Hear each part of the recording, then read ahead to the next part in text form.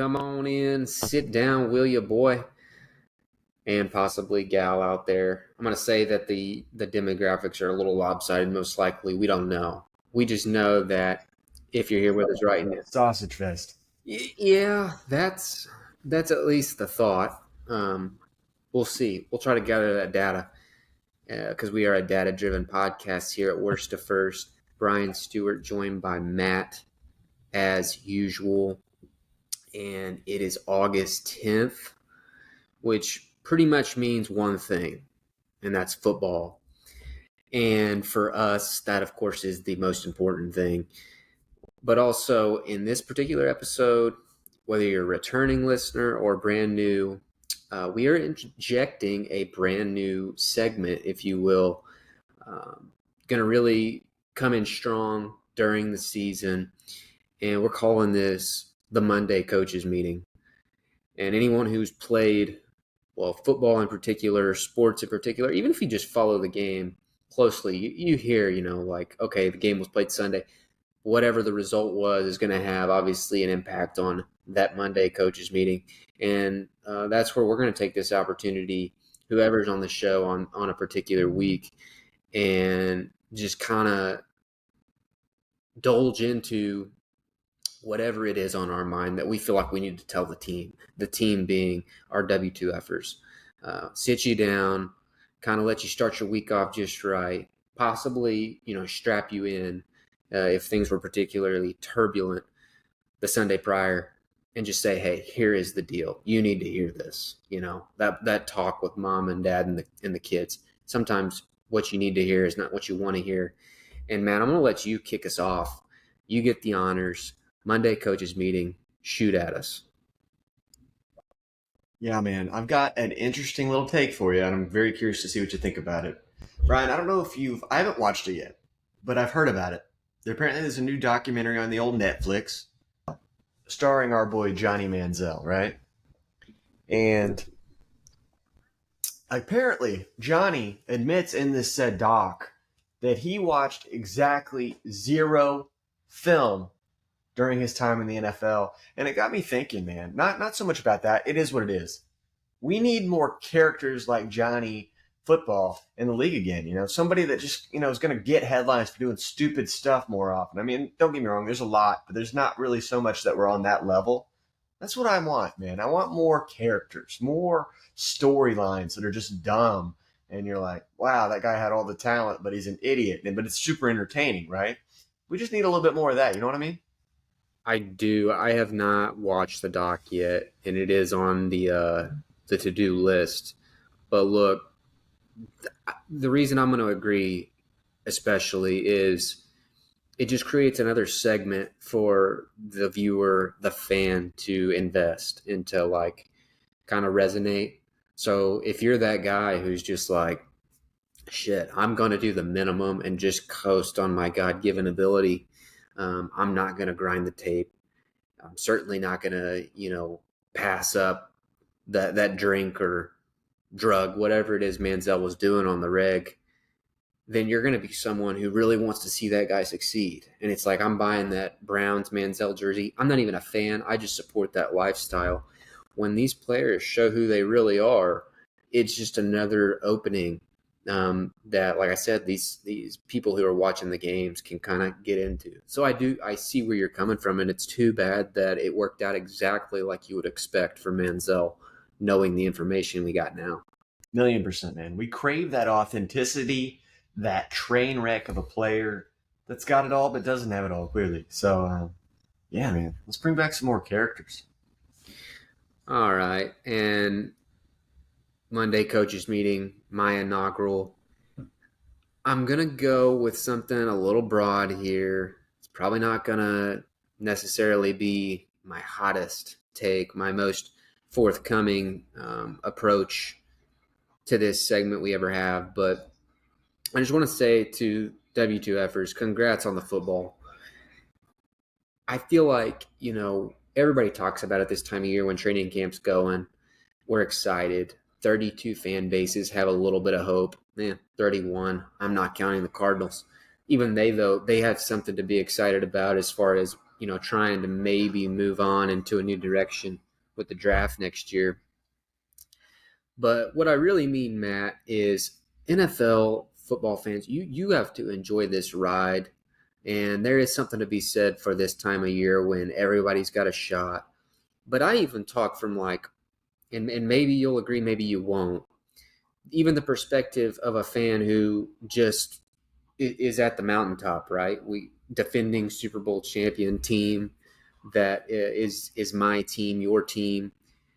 But having gone through that a couple times now, I think you start to realize that the fun of it all is really just in that grind, in that process, week in and week out.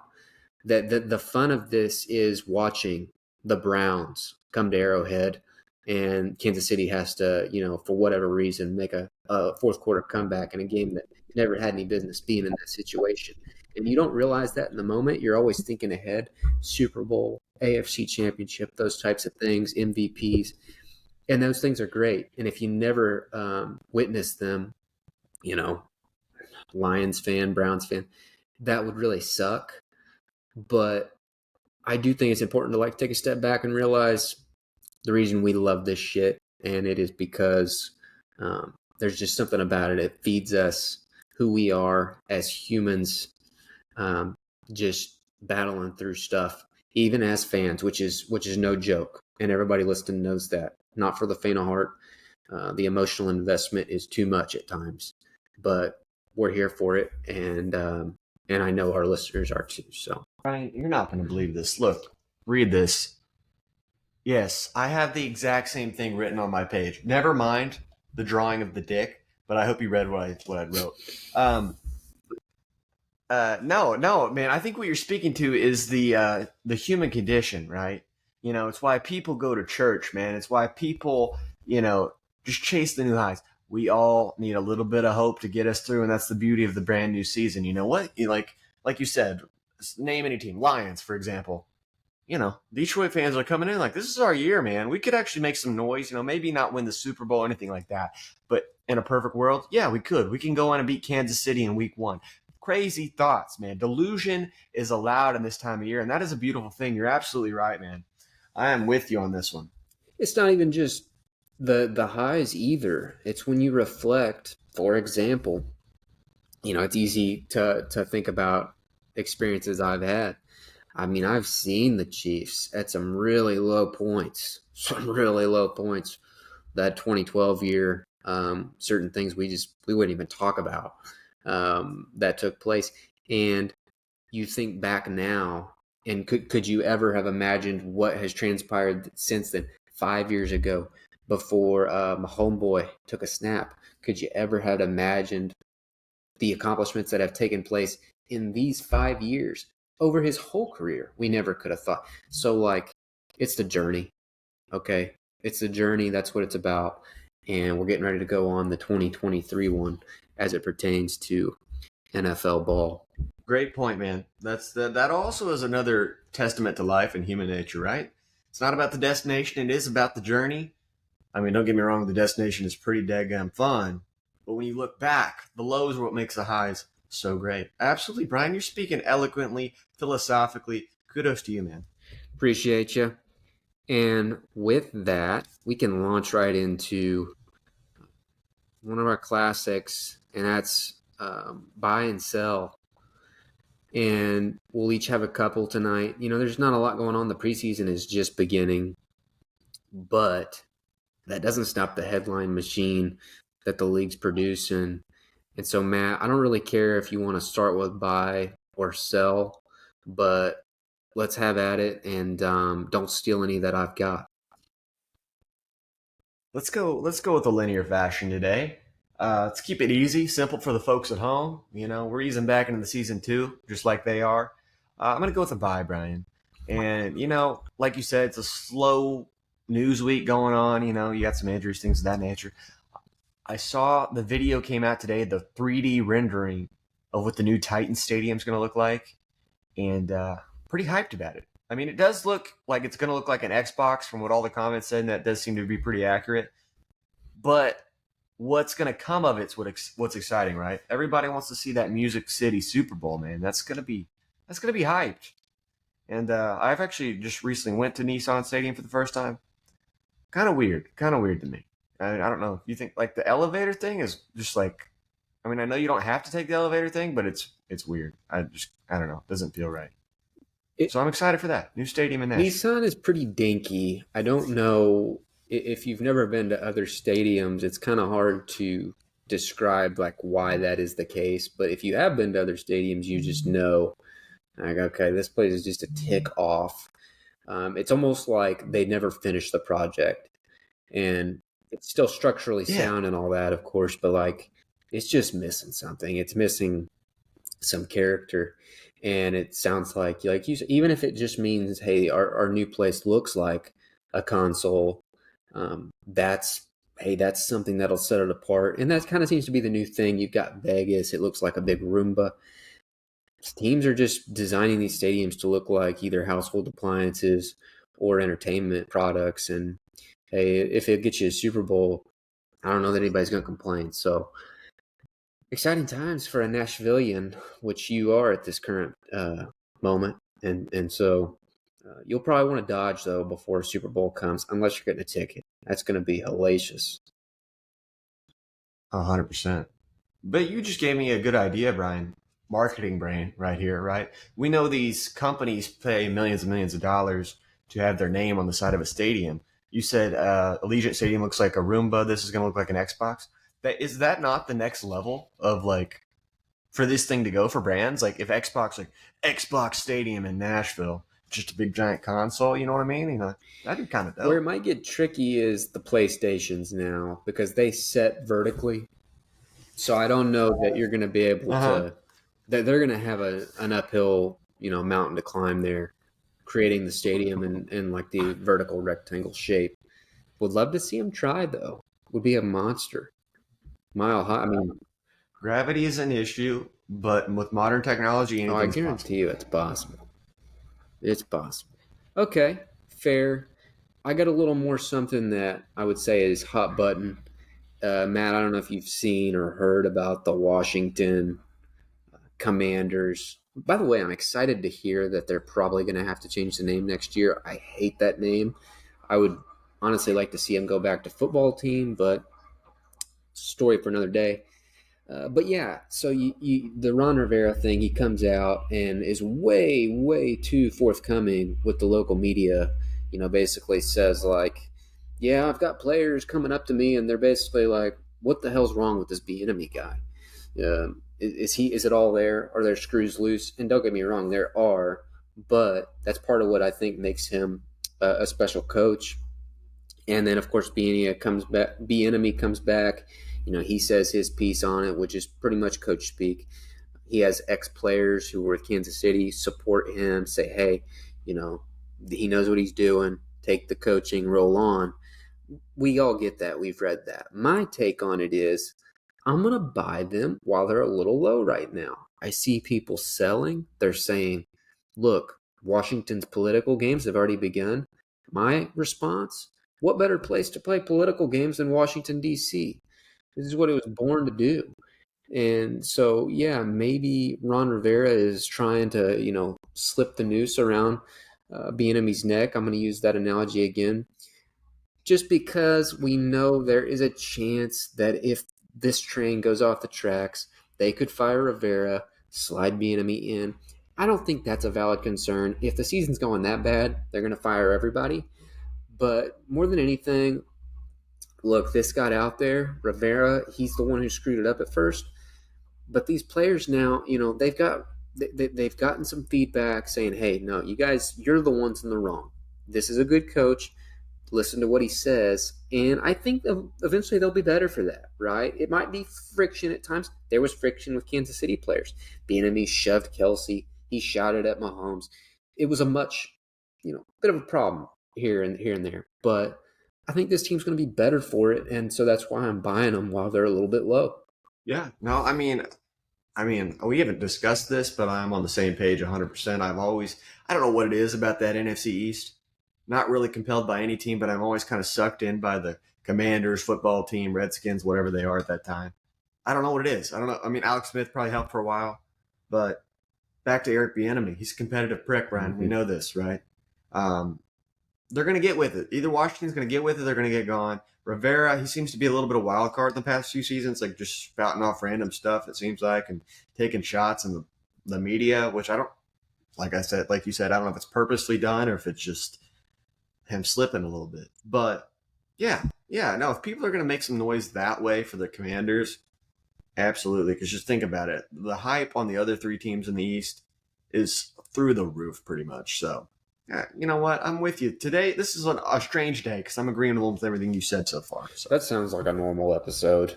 ask the W2F faithful. Well, I don't want to steal this off your plate, but when we talk about selling, right? I am going to get into a little bit of Hard Knocks. I believe you watched the first episode. I did just the other day with the Jets, and what I'm selling. This could have easily fit into my Monday morning coaches meeting segment. Is I just want to warn the listeners out there: do not make that mistake that we do every single year, getting lost in the Hard Knock sauce. And what you do is you watch and everybody looks just a little bit better than they really are. They sound better than they are.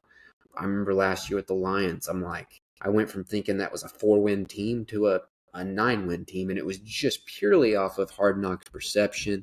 And what do? They start the season at 1-6. Yeah, they fought back just like Dan Campbell would, but the point is, it's never quite as rosy as I think Hard Knocks tends to make it look, and that's for a reason. It's filtrated, right? We know that they pretty much use it as a way to prop up whatever organization that is. That is not to say I'm selling the Jets entirely. I think right now, which I don't have to do this, but if I did, I would put them in the playoffs, one way or the other. I'm just saying I've seen some of the things out there. Everybody, Jets fans in particular, they're saying Super Bowl based on this episode, and that's something you need to just be tame about. Not to mention the first episode's always the best one, which is also something people need to keep in mind. It's probably going to get worse from here, and you just need to know this stuff, and that's why I'm here to tell you. I was talking to someone the other day, and they were telling me they always take the under for the team that's on Hard Knocks that season because, like you said, the hype is through the roof. And I think this may take the cake for the hype, honestly. If you saw all the players like, number 8, man, he's for real. He's making no look passes left and right, that sort of thing. What was it? Was it the D coordinator that was like, did you see that back shoulder throw? Which, I mean, don't get me wrong. Great pass, but are we going a little bit overboard? He's the only guy in the league that can make that throw. I mean, that's our quarterback. Like they're getting way too. They're buying their own hype. That's going to be the problem for them. So when they go out there, what do they got? Josh Allen week 1. Monday night. If they take that L, if they take a tough beating, I know that they had his number last season, but if they do, I think we could see things dwindle and crumble a little fast. So, I mean, yeah, it's a tale as old as time. Hard Knocks hype, Brian. I had this also in my notebook. I don't know what's going on. I don't know if you somehow got me bugged or what, but you're on a roll today.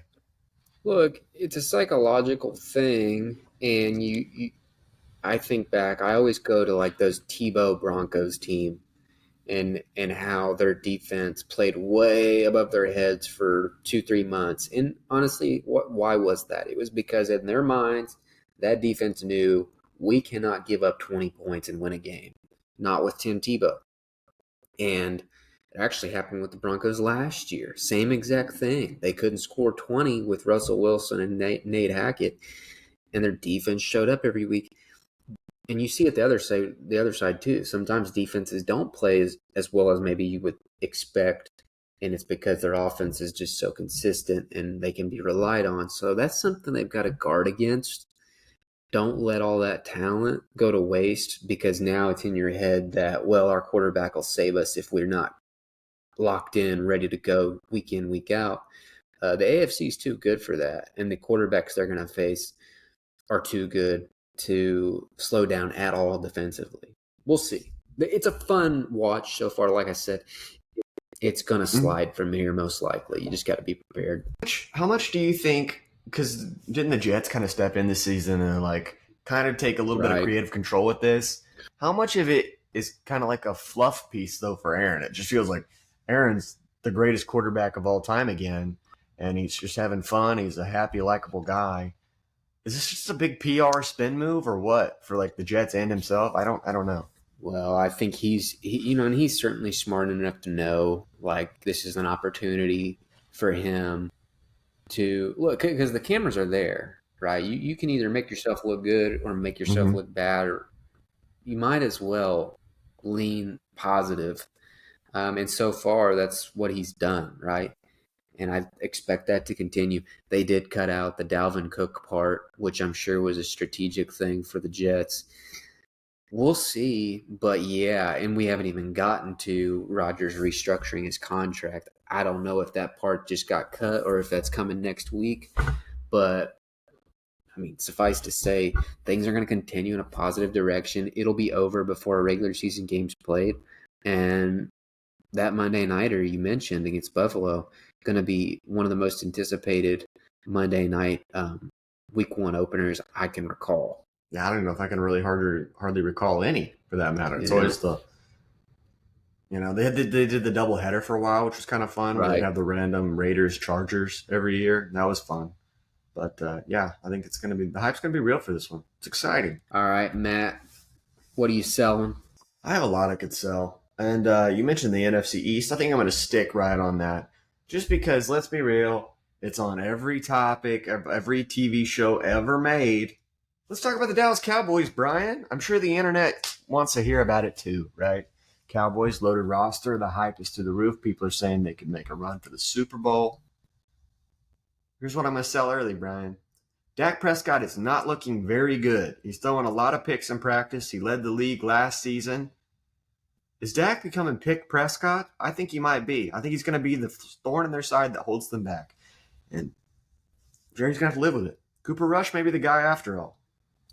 The camp picks. It gets somebody. It's like a virus every year, and it just so happens that for Dak, this is a really bad year. Maybe that's the thing. Maybe it's the picks from last year's regular season where our antenna is up really high.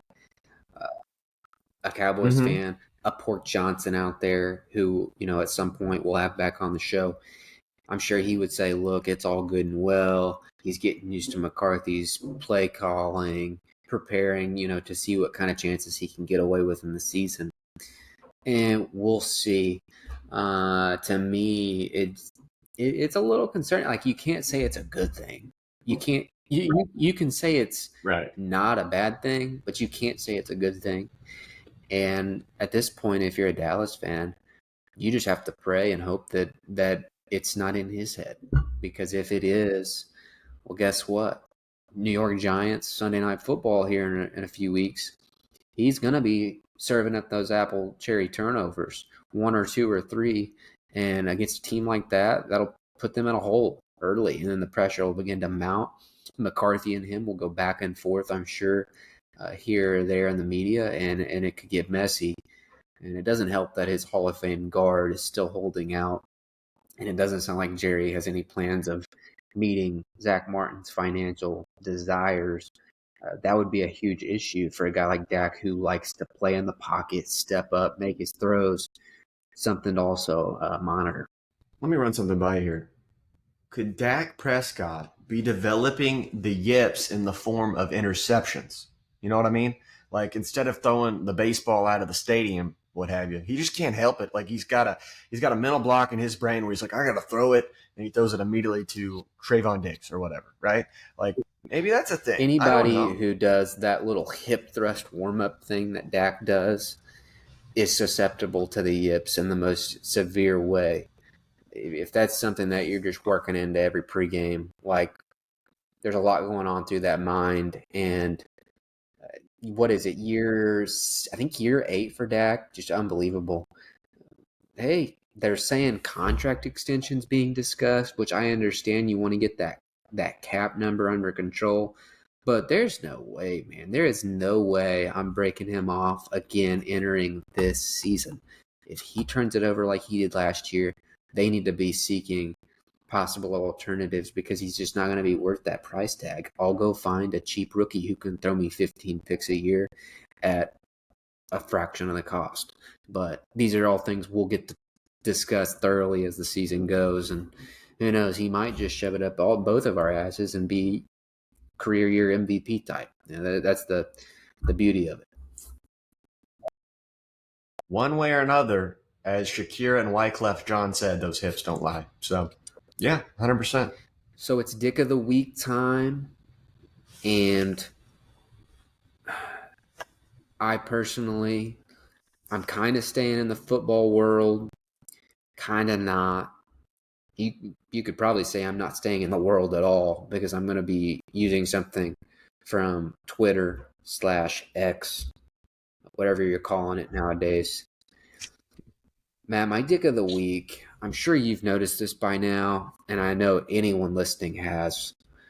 And that is anyone and everyone running these NFL notification accounts, names like NFL Rookie Watch or Anal Football, whatever it is, and they've got the blue check, which nowadays means a lot different than it used to.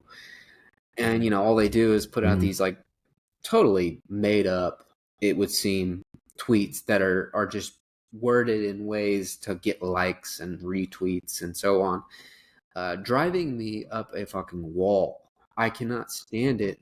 And the weird thing is they're like that, infestation that just keeps coming back. You get rid of it, you block one, and then here comes another. And it's in that For You feed nonstop, which, hey, hand up, I should probably get away from that and just stick to the following feed. But I haven't done it yet because I seem to get more ball content the other way.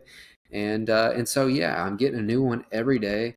But my call to action, everybody listening to this, block those accounts, block them, spread the word that that's the move, and let's stop feeding into this because whoever is leading those accounts anyway, it's a very, very weird way to go about your day and surely not productive. But unfortunately, they're making money now, thanks Elon. So it's only going to continue if we don't do something about it. That's my request for this dick of the week. Block, spread the word. We're not doing it no more. Are there any like really great fake tweets off the top of your head that you can just recall that like living rent free right now? Well, I saw one today about Mike McDaniel, where the account was saying like there are rumors that he is starting to rub players and coaches and front office people the wrong way because he says certain phrases too much. He's too slow to talk in meetings. Like he says a lot. And then Tyreek Hill, he comes out and basically says, he calls BS. And I don't know, there were probably other players who did the same. It's like, where does this come from? Maybe that's true, but you're the only one reporting it in any sort of way. And so, and it did its job. It got engagement. It got a response out of Tyreek Hill. So they know what they're doing. They're good. It just drives me nuts. I can't deal. Yeah, no, that's fair. I first thought that you were going to say like he's Mike McDaniel's rubbing players down, like he's giving personal massages or something like that. Because I could see McD doing that. And honestly, speaking of the fake tweet, I could see people being like, "All right, McDaniel, you do need to pick up the speech pace a little bit because he does sound like sometimes it's like this guy's an NFL head coach, but I guess regardless, I thought at first you're like also going to say something like they said John Ross retired like fastest 40 time ever, whatever, or like Chris Jones is holding out biggest hog ever at the combine, that type of thing, stuff like that. That really just that lifts you. Lead me into the last thing I want to say though, and I should have already mentioned is the lead-ins of those tweets. That's the part I hate the most. The all caps introduction for Chris Jones, it might say, fat cock, all caps, and then it goes into explain why he's still holding out, how many fine, fees he's accumulated. Those are the worst of the worst because they never make sense. It's like, wow, on every other tweet, and it's really nothing to be wow about. But again, it's all about engagement and getting them paid now. Elon is feeding into this animal, and the people just have to take back control. Yeah, absolutely, man. I'm with you. Screw just the goofy tweeters, Breaking. Chris Jones is out of camp again today. Yeah, well, yeah. Not a breaking situation. But, Brian, does that Yes. conclude your dick of the week? Okay. Uh, this is unrelated. I'm just going to spit this out here right now because this feels like a good, safe place to do it. A good segment we could do when Pork Johnson returns, Hog Talk. I feel like that would be a good pig in the fish. Uh, I don't know what it would be about. I just feel Hog Talk with Pork Johnson. Fast time. Because the reason why that came up is because I'm channeling little Bass Daddy here with my dick of the week. It's a little dick adjacent themed.